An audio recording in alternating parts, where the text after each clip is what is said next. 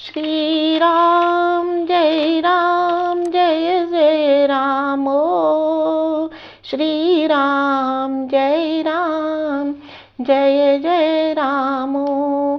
नमस्कार सुधी एवं गुणीजनों, मैं कुसुम शर्मा श्रीमद् वाल्मीकि रामायण की ज्ञान भक्ति सत्संग और कर्म की मंदाकिनी में आप सभी का बहुत बहुत अभिनंदन करती हूँ और मुझसे जुड़ने के लिए मैं अपना आभार व्यक्त करती हूँ। पिछले एपिसोड में 24वां एपिसोड था, जिसमें हमने देखा कि विश्वामित्र जी ने श्री राम को बताया कि अहिल्या जो परम सुंदरी थी, देवताओं में भी इतनी सुंदर स्त्री नहीं दिखती थी, किस प्रकार इंद्र ने उसे भरमाया और अहिल्या भी इंद्र की काम याचना से प्रभावित हो गई और इस प्रकार इंद्र की काम पिपासा आसानी से पूरी हो गई। इंद्र का नपुंसक होना और बेड़े के अंडकोश स्थापित करवाना भी हमने देखा और हमने ये भी देखा कि विश्वामित्र जी के कहने पर अहिल्या का स्पर्श करके श्री राम ने उनको अदृश्य होने के श्राप से मुक्त किया और विश्वामित्र जी का जनकपुरी में श्री राम लक्ष्मण के साथ पधारना, ऋषियों के साथ पधारना और जनक जी एवं शतानंद जी द्वारा आतिथ्य को ग्रहण करना। और जब जनक जी ने पूछा श्री राम लक्ष्मण के बारे में, तो विश्वामित्र जी ने बताया कि ये दोनों सुदर्शन राजकुमार तो अयोध्या के राजा दशरथ के पुत्र हैं और ये जनकपुरी इसलिए आए हैं कि ये इस महान धनुष यज्ञ को देखने की उत्कंठा रखते हैं और इन्होंने अहिल्या का भी उद्धार किया। तो सुधीजनों, 51वें सर्ग का प्रारंभ होता है। एक बार कहिए मेरे साथ, जय श्री राम जय श्री राम। जब विश्वामित्र जी ने कहा कि ये दोनों शंकर भगवान के इस महान धनुष यज्ञ को देखने आए हैं और इन्होंने मार्ग में अहिल्या का भी उद्धार किया है, तो जनक जी के जो कुल गुरु शतानंद जी थे वो प्रसन्नता से रोमांचित हो उठे, क्योंकि शतानंद जी वास्तव में गौतम के ही श्रेष्ठ पुत्र थे। गौतम मुनि की पत्नी अहिल्या शतानंद जी की माता थी। माता के उद्धार की बात सुनकर वे प्रसन्नतावश बहुत सारी बातें विश्वामित्र जी से पूछने लगे। जैसे किस तरह पूछने लगे? अपि रामाय कथितं यद् व्रतं तद् पुरातनं मम मातुर्महातेजो देवेन्दुरनुष्ठितम्। अपि रामाय कथितं यद् व्रतं तत् पुरातनं मम मातुर्महातेजो देवेन दुरनुष्ठितम्। उन्होंने पहले पूछा, क्या मेरी माता ने श्री राम के दर्शन किए? क्या आपने मेरी माता को श्री राम का दर्शन कराया? क्योंकि वे श्री राम की प्रतीक्षा में कठोर तप कर रही थी। और फिर पूछा कि क्या मेरी माता ने फल फूल आदि से श्री राम का पूजन किया? और फिर पूछा, क्या आपने श्री राम को वह प्राचीन वृत्तांत कहा जो मेरी माता के साथ घटित हुआ था कि इंद्र के छल कपट से उनका सतहरण हुआ था? क्या मुनिश्रेष्ठ मेरे पिता ने मेरी माता को श्राप मुक्त होने पर स्वीकार किया?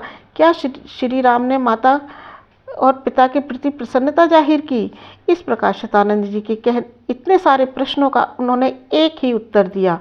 विश्वामित्र जी ने उनके इतने सारे प्रश्नों का सिर्फ एक ही श्लोक में उत्तर दिया और वो श्लोक किस प्रकार है?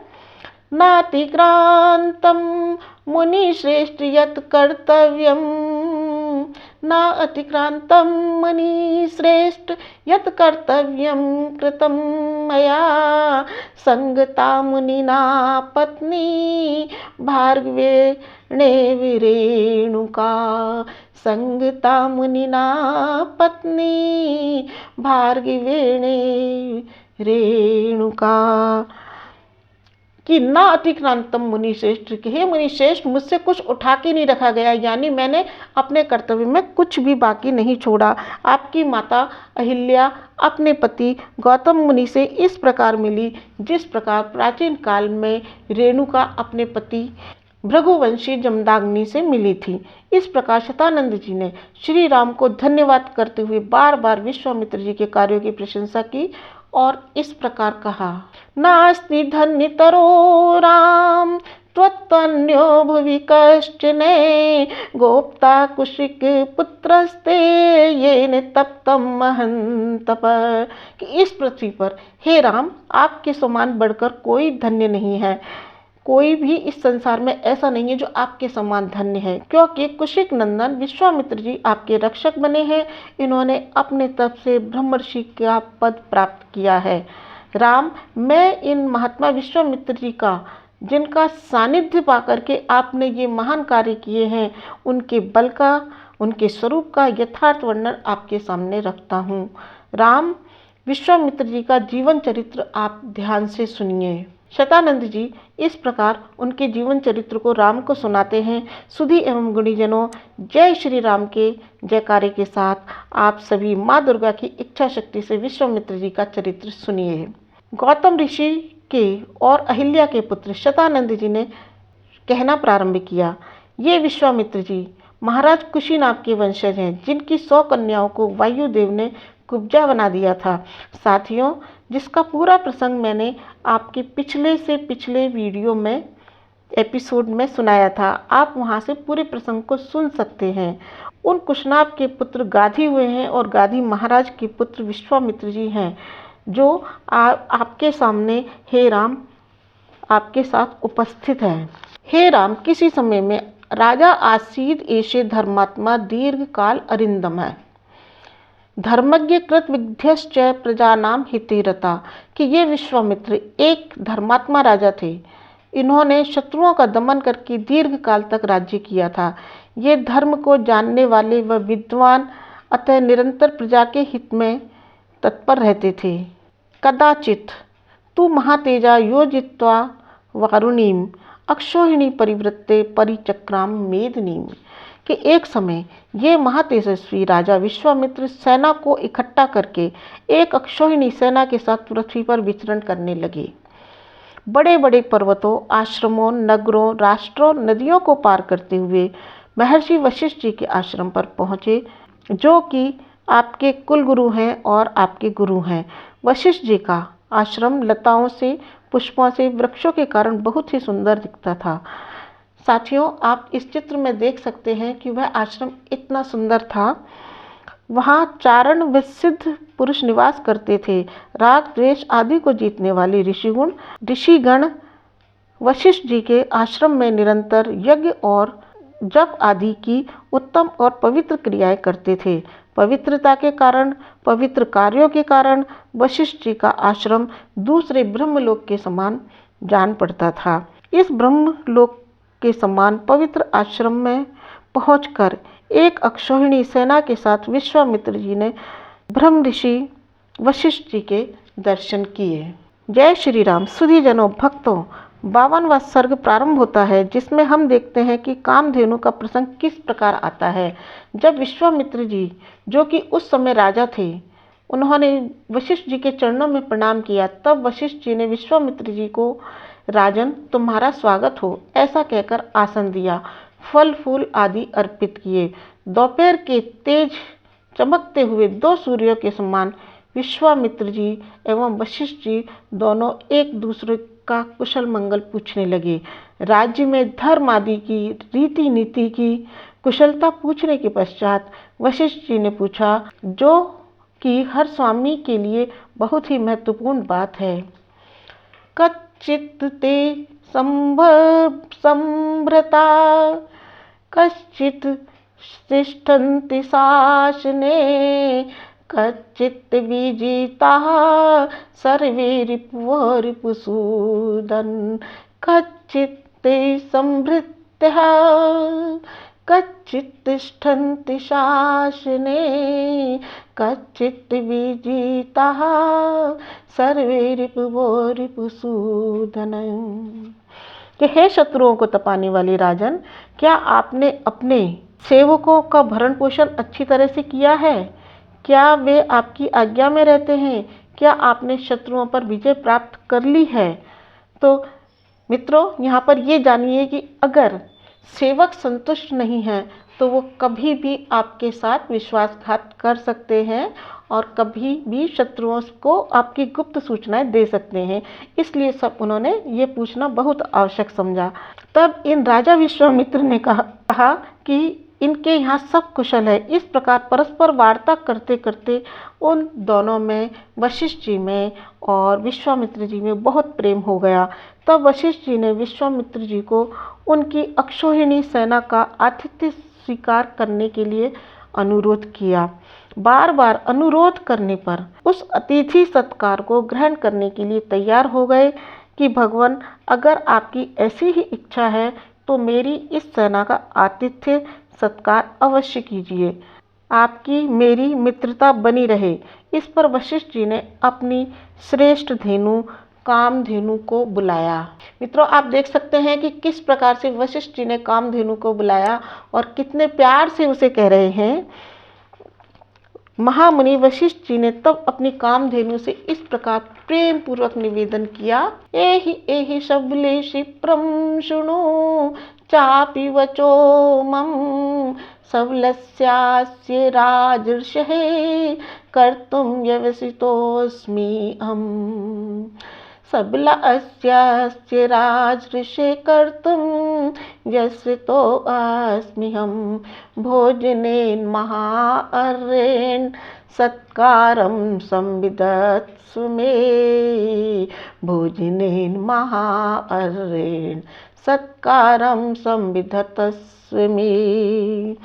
एहि एहि शबले, एहि एहि शबले, हे शबले शीघ्र आओ, एहि एहि आओ और मेरी बात सुनो।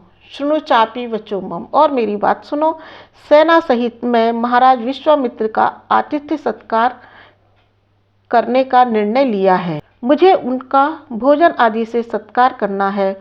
तुम मेरा मनोरथ सफल करो। दिव्य कामधेनु, आज इन अतिथियों के लिए इच्छानुसार भोज्य सामग्री का वर्षण कर दो। भांति भांति के अन्न का ढेर लगा दो। शीघ्रता से भंडार भर दो, विलंब ना करो। मित्रों, यहाँ से 53वां सर्ग प्रारंभ होता है और हम देखेंगे कि विश्वामित्र जी वशिष्ठ जी से फिर क्या मांगते हैं। जय श्री राम के नारे के साथ इस पावन कथा का श्रवण करते चलिए सुधीजनों। वशिष्ठ जी के आदेश पर कामधेनु गो ने जिनकी जैसी इच्छा थी उसी प्रकार की भोज्य सामग्री जुटा दी। नाना प्रकार के स्वादिष्ट भोज्य पदार्थ, पेय पदार्थ, चूसने वाले भात, खीर, दाल आदि तैयार हो गए। दूध, दही, घी की तो नदियां ही बह चली। नाना प्रकार का भोजन चांदी की थालियों में सज गया। सहस्त्रों थालियां वहां भोजन से सजी हुई प्रस्तुत थी। विश्वामित्र जी की पूरी सेना ने दिव्य भोजन को खाकर अत्यंत संतोष प्राप्त किया और आरोग्यता भी मिली। सभी स्वयं को हृष्ट पुष्ट महसूस कर रहे थे। तब राजा विश्वामित्र जी उस कामधेनु के दिव्य कर्म को देखकर वशिष्ठ जी से इस प्रकार बोले। ब्राह्मण, आपने मेरा पूजन सत्कार बहुत उत्तम तरीके से किया है, परंतु मैं आपसे अब एक बात कहता हूँ, आप ध्यान से सुनिए। गवां शतं सहस्रेण दीयतां शबलां मम रत्नं हि भगवत्तने तत् रत्नहारी च पार्थिव। गवां शतसहस्रेण दीयतां शबलां मम रत्नं हि भगवन्ने तत् रत्नहारी च पार्थवे। गवां सहस्रेण, कि हे भगवान, ये लाख गोए लेकर के 1,00,000 गोए लेकर के यह चितकबरी गाय मुझे दे दीजिए, क्योंकि यह गाय एक रत्न की तरह है और रत्न लेने का अधिकारी राजा ही होता है। आप मेरी इस बात पर ध्यान दें कि रत्न लेने का अधिकारी राजा ही होता है। आप मुझे ये शबला गो दे दीजिए, क्योंकि धर्म पूर्वक यह मेरी ही वस्तु है।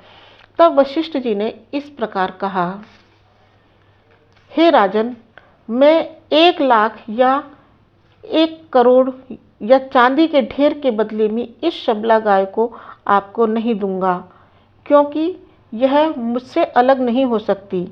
आगे कहा, मनस्वी स्वाभिमानी पुरुषों की कीर्ति, यश, प्रतिष्ठा उनसे जिस प्रकार अलग नहीं हो सकती, उसी प्रकार मेरा हव्य, कव्य, धर्म, भोजन, जीवन निर्वाह इसी पर निर्भर है।